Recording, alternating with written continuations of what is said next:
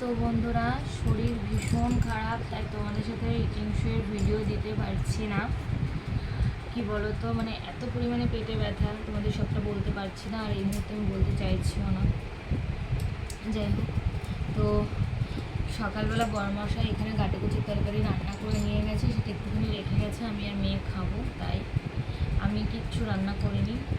আর এখন দুপুরবেলা মেয়ে স্কুল থেকে এসে এই যে মাছের 2 পিস মাছ, যেহেতু বড়মশাই খায় না মাছ, তাই আমাদের জন্য 2 পিস মাছের কালিয়ার মতো একটু করেছে। তো দাঁড়া, আমার মেয়েকে এক ঝলক তোমাদেরকে তুমি নিয়ে নাও পুরোটা। এই যে আমার মেয়ে ক্লাস 8-এ পড়ে। যাই হোক, ওই এসে রান্না করলো, এটা ওর পাপা করেছে সকালে, আর এইটা ও এসে করেছে। তো এই দিয়েই খাবো। এই যে দেখতেই পাচ্ছ তোমরা।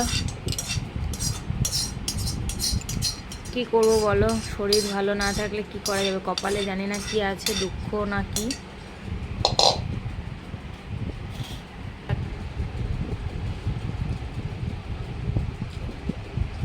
গাঠি কচু খাওয়া আমার একদমই বারণ, কিন্তু কী করবো বলো, কিছু তো খেতে হবে, তাই একটু নিয়েছি।